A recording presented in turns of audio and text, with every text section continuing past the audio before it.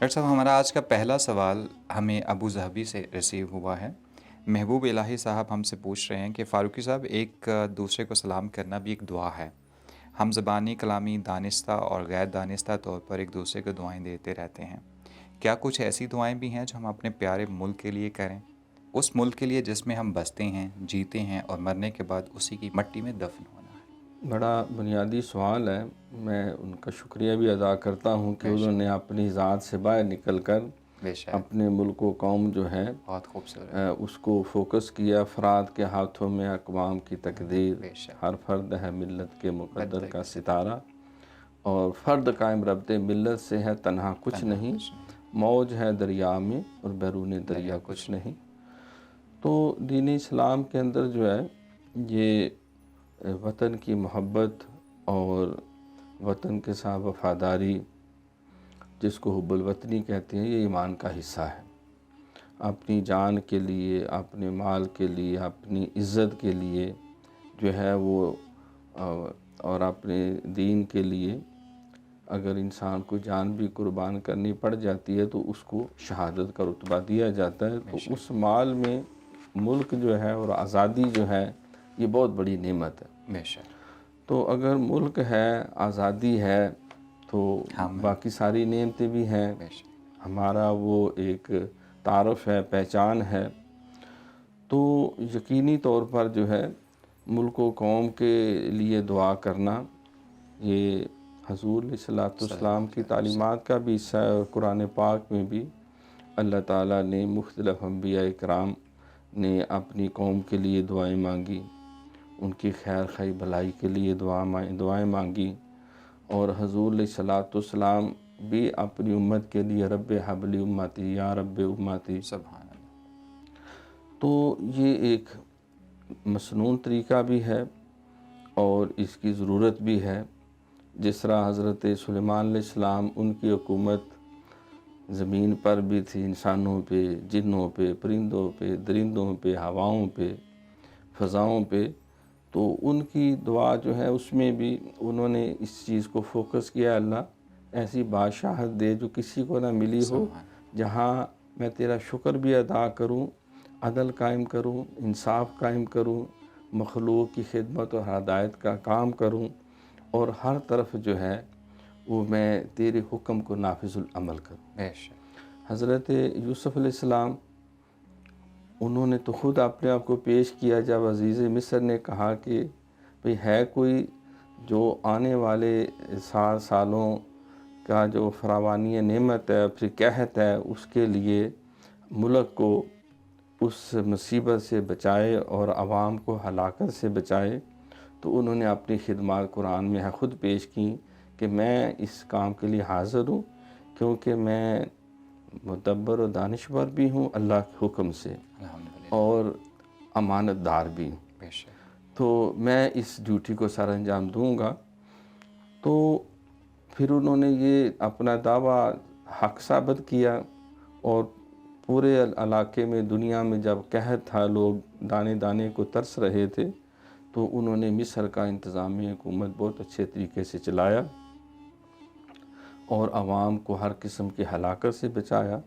اپنے ملک کو ترقی اور خوشحالی سے ہمکنار کیا، اور جو غریب اور مسکین اور پسا ہوا طبقہ تھا ان کی ہر طرح جو ہے وہ سرپرستی کی، بے شک، اور کسی کو بھوک سے نہیں مرنے دیا، اور جو بڑے بڑے صاحب ثروت تھے ان میں بھی ایک عدل اور انصاف قائم کرتے ان کو بھی اعتدال پہ لیا۔ بے شک، تو یعنی انہوں نے ایک عملی اور مساوات اور عدل و انصاف کا ایسا خوبصورت نظام ملک کے اندر، تو یقیناً اس کے لیے انہوں نے بڑی دعائیں بھی اللہ کی بارگاہ میں بے کی، شک، وہ کرتے رہے۔ تو اس اعتبار سے اس کے لیے ہمیں اپنے ملک کے لیے جو ہے وہ دعائیں کرنا، تو کچھ تو ہے دعاؤں کا سہارا، دوسرا ہے کہ انسان ملک کی خیر خواہی اور بھلائی کے لیے جس درجے میں بھی ہے وہ حب الوطنی کے جذبے سے سرشار ہو کر اس کی خیر خواہ اور بھلائی کا کام کرے۔ بے شک، مثلا قرآن پاک میں ایک دعا ہے، اللہم احسن عاقبتنا فی الامور کلیہا واجرنا من خزی الدنیا وعذاب الآخرہ۔ بے اے شک، اللہ، جتنے بھی ہمارے معاملات ہیں، میرے نہیں، ہمارے سارا ہمارے، ملک اور قوم سامنے رکھتے ہوئے، ہر ایک میں ہمیں آسن جو بہترین راستہ ہے وہ عطا فرماؤ، ہمیں دنیا کی بھی ذلت سے بچاؤ اور ہمیں آخرت کی ذلت سے بھی بچاؤ۔ بے شک۔ تو اس کے لیے حضور علیہ الصلوۃ والسلام کی یہ بڑی مشہور اس میں دعا ہے کہ آپ دعا فرمایا کرتے تھے کہ اللہم انی اعوذ بک من العلم لا ینفع ومن القلب لا یخشع ومن النفس لا تشبع ومن الدعاء لا یقبل۔ اے اللہ، بے شک میں پناہ طلب کرتا ہوں ایسے علم سے جس کا فائدہ نہ ہو، اور ایسے قلب سے جس میں تیرا خوف اور خشیت نہ ہو، تقوی نہ ہو، ایسے نفس سے جو قناعت پسند نہ ہو، جس کے اندر جو ہے قناعت نہ ہو،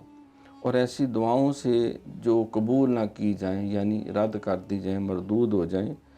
تو اب اس میں بھی جو ہے وہ اپنے وجود کو اور دوسروں کے لیے بھی اس میں انسان پیش نظر رکھتے ہوئے یہ دعا کر سکتا ہے۔ پھر سرکار کی محبوب ترین دعا ہے ربنا آتینا فی الدنیا حسنہ وفی الآخرۃ حسنہ وقنا عذاب النار۔ تو اس میں بھی وہی پہلو ہے کہ جس میں سارے ملک اور ہر طبقے کے لیے دعا ہے کہ اے اللہ دنیا کی ہر خیر ہمیں عطا فرما، سبحان اللہ۔ اور آخرت کی بھی ہر خیر ہمیں عطا فرماؤ، بے شک۔ اور ہمیں آگ کے عذاب سے بچاؤ۔ پھر سب سے محبوب ترین ایک دعا جو ہے، جو سرکار فرماتے ہیں کہ اللہ کے کرم کے خاص خزانوں میں سے اللہ نے وہ مجھے دعا عطا فرمائی ہے، جو سورہ بقرہ کے آخر میں ہے، ربنا لا تؤاخذنا ان نسینا او اخطانا ربنا ولا تحمل علینا اصرا کما حملت علی الذین من قبلنا ربنا ولا تحملنا ما لا طاقت لنا به واعف عنا واغفر لنا وارحمنا انت مولانا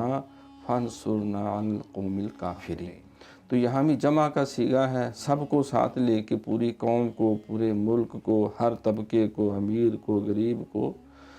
تو یہ نبی علیہ الصلوۃ والسلام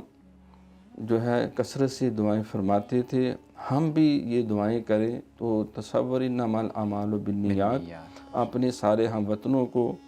تمام طبقات کو، امیر ہوں، غریب ہوں، حکمران ہوں، کسی بھی درجے میں ہوں، ان سب کو پیش نظر رکھتے ہوئے جو ہے ہم اللہ تعالیٰ سے دعا بھی مانگیں، اور ساتھ اپنے عمل اور کردار کے ساتھ بھی ملک کی خیر خواہی اور بھلائی اور بہتری کے لیے